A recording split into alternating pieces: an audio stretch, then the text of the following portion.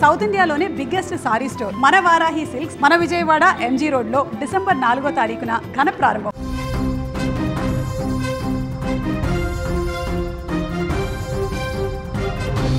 నెల్లూరు జిల్లాలో high tension నెలకొంది. Kovur sugar factory దగ్గర కాల్పులు కలకలం రేగాయి. కమ్యూనిస్టు నేత పెంచలయ్య హత్య కేసులో నిందితులను పట్టుకునేందుకు వెళ్లిన పోలీసులపైకి గంజాయి బ్యాచ్ ఎదురుదాడికి దిగింది. ఆత్మరక్షణ కోసం పోలీసులు తుపాకీకి పని చెప్పాల్సినటువంటి పరిస్థితి వచ్చింది. గంజాయి అమ్మకాలను ప్రశ్నించినందుకే హౌసింగ్ బోర్డు కాలనీలో కమ్యూనిస్టు నేత పెంచలయ్యను 9 మంది దుండగులు దారుణంగా చంపేశారు. ఈ ఘటనతో నెల్లూరు ఒక్కసారిగా ఉలిక్కిపడింది. నిందితుల కోసం జల్లెడ పట్టిన పోలీసులకు వాళ్ళు కోవూరు షుగర్ ఫ్యాక్టరీ దగ్గర తలదాచుకున్నారన్న సమాచారం వచ్చింది. వెంటనే పోలీసులు అక్కడికి వెళ్లారు, ఫ్యాక్టరీని చుట్టుముట్టారు. అయితే లొంగిపోవాలని చెప్పి ఎంత హెచ్చరించినా వాళ్ళు లొంగిపోలేదు.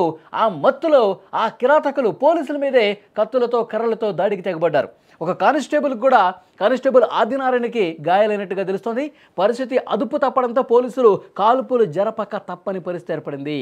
వెంటనే కాల్పులు జరిపారు. జేమ్స్ అనే ప్రధాన నిందితుడి మోకాలు కూడా బుల్లెట్ గాయమైంది. గాయపడ్డ వాళ్ళని ఆసుపత్రికి కూడా తరలించిన పరిస్థితుంది. దీనికి సంబంధించిన పూర్తి సమాచారం మనం తెలుసుకునే ప్రయత్నం చేద్దాం. ప్రస్తుతం అక్కడ సిచ్యువేషన్ ఏంటో తెలుసుకుందాం. మా ప్రతినిధి ఉమాశంకర్ ఫోన్ లైన్లో సిద్ధంగా ఉన్నారు. ఉమాశంకర్, ప్రస్తుతం ఈ గాయాల పాలైనటువంటి కానిస్టేబుల్ పరిస్థితి ఏ విధంగా ఉంది, అలాగే నిందితులకు సంబంధించి పోలీసులు ఏం చెప్తా ఉన్నారు? వలి ఏదైతే గంజాయి మత్తులో తూగుతూ ఆర్థిక నేరాలకు పాల్పడుతున్నటువంటి యువతను మంచి దారిలో పెట్టాలనేటువంటి ఒక ఉద్దేశంతో ఒక వ్యక్తి చేసినటువంటి ప్రయత్నం అతను ప్రాణాల మీదకే తెచ్చిందని చెప్పుకోవచ్చు. ఏదైతే నెల్లూరుకు సంబంధించి కల్లూరుపల్లి హౌసింగ్ బోర్డు కాలనీలో అరవ కామాక్షమ్మ అనేటువంటి ఒక మహిళ ఈ గంజాయి బ్యాచ్ కి ఒక లీడర్ గా వ్యవహరిస్తోంది. అంటే ఆ చుట్టుపక్కల ఉన్నటువంటి కాలేజెస్ కు యువతనే టార్గెట్ చేసుకుంటూ గంజాయి విక్రయించే ప్రయత్నం చేస్తోంది. సో దీన్ని ఆ ప్రాంతానికి ఏదైతే బాడుగుకు వచ్చి ఇల్లు తీసుకొని చేరినటువంటి పెంచులయ్య గమనించారు. అయితే దీనిపైన కొంత మార్పు తీసుకురావాలనేటువంటి ఒక ఉద్దేశంతో అవేర్నెస్ ప్రోగ్రామ్స్ అక్కడ ఉన్నటువంటి యువతను మార్చే ప్రయత్నం అయితే అతను చేశాడు. సో దీన్ని గమనించినటువంటి అరవ కామాక్షమ్మ ఎలాగైనా సరే పెంచులయ్యను హతమార్చాలి, తమ బిజినెస్ కి అడ్డు తగులుతున్నాడనేటువంటి ఒక ఆలోచనతో 10 మంది గ్యాంగ్ ను రెడీ చేసింది. ఆమె దగ్గర ఉన్నటువంటి ఈ 10 మంది గంజాయి బ్యాచ్ ను సిద్ధం చేసి పెంచులయ్యని టార్గెట్ చేయాలనే ఉద్దేశంతో ఆమె ఒక ప్లాన్ వేసింది. పెంచులయ్య వెళ్లేటువంటి క్రమంలో రోడ్డు మధ్యంలో అడ్డగించి అతను హత్య చేయాలనేటువంటి ఇన్స్ట్రక్షన్స్ వాళ్ళకి ఇచ్చింది. అదే తరహాలోనే ఆయన వెళ్తున్నటువంటి సమయంలో ఈ 10 మంది గంజాయి బ్యాచ్ ఫుల్ గా మద్యం సేవించి గంజాయి తీసుకున్నటువంటి వారు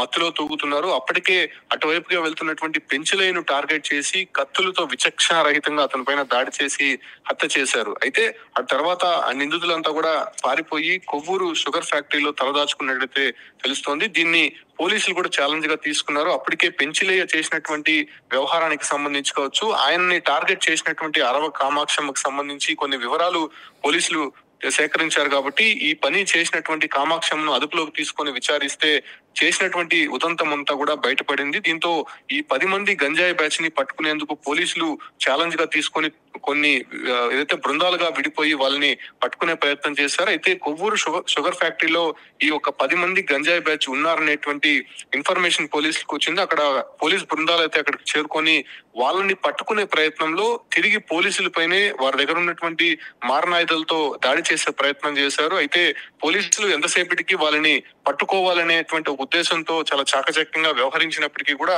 అటు వాళ్ళ దగ్గర ఉన్నటువంటి ఆయుధాలతో ఇసిరివేయడము, అదే రకంగానే పోలీసుల పైన దాడికి పాల్పడే ప్రయత్నం చేశారు. దీంట్లో హెడ్ కానిస్టేబుల్ ఆదినారాయణ అనేటువంటి వ్యక్తికి చేతులు అదే రకంగానే భుజం భాగంలో తీవ్రమైనటువంటి గాయమైంది. అయితే పోలీసులను వాళ్ళు రక్షించుకునేందుకు వీళ్ళ దగ్గర నుంచి ఒక రౌండ్ కాల్పులు కూడా జరిపినట్టయితే తెలుస్తోంది. అయితే ఈ కాల్పుల్లో అక్కడ నిందితుడిగా ఉన్నటువంటి జేమ్స్ అనే వ్యక్తికి కాలికి గాయమైంది. కేవలం జేమ్స్ ను మాత్రమే పోలీసులు అదుపులోకి తీసుకున్నట్టయితే తెలుస్తోంది. మరో 9 మంది అక్కడ నుంచి పరారైనట్టయితే తెలుస్తోంది. వాళ్ళ గురించి కూడా ప్రస్తుతం పోలీసులు అయితే గాలింపు అయితే చేస్తున్నారు. దాంతో పాటు కూడా అరవ కామాక్షమ్మని ప్రస్తుతం అదుపులోకి తీసుకున్నారు. కాబట్టి ఆమె వెంట ఉన్నటువంటి టీమ్స్ కావచ్చు, ఆమె టార్గెట్ చేసినటువంటి కాలేజెస్ యువతను గుర్తించే ప్రయత్నం అయితే చేస్తోంది. ఎవరైతే గంజాయి విడిపోయి అమ్మకాలు జరుపుతున్నటువంటి నేపథ్యంలోనే వాళ్ళని ఎవరెవరు టార్గెట్ చేస్తున్నారనే దానిపైన ఎక్కడి నుంచి వస్తుంది వీళ్ళకి ఈ సరుకు అనే విషయాలపైన పోలీసులు ఆరా తీస్తున్నప్పటికీ ప్రస్తుతం ఇష్యూ అనేది కొంత సంచలనంగా మారింది. పోలీసులు ఫైర్ ఓపెన్ చేయడానికి కారణం ఏంటి, అసలు అక్కడ జరిగినటువంటి వ్యవహారము, ముఖ్యంగా వాళ్ళు అంత రూడ్ గా బిహేవ్ చేయాల్సినటువంటి అవసరం ఎందుకు వచ్చింది, ఏ స్థితిలో వాళ్ళు ఉన్నారనే దానిపైన కూడా పోలీసులు విచారిస్తున్నప్పటికీ అటు జరిగినటువంటి ఇన్సిడెంట్ లో ఇద్దరు కూడా గాయపడ్డారు కాబట్టి అటు హెడ్ కానిస్టేబుల్ ఆదినారాయణ, ప్రస్తుతం జేమ్స్ నిందితుడిగా ఉన్నటువంటి వారిని ఇద్దరిని GGH లో చికిత్స పొందుతున్నటువంటి పరిస్థితి కనిపిస్తుంది వాళ్ళు. Okay, thank you Umashankar. అది ఈ కేసుకు సంబంధించి పోలీసు అధికారులు కూడా మాట్లాడారు. ఒకసారి ఆ బయట కూడా విందాం.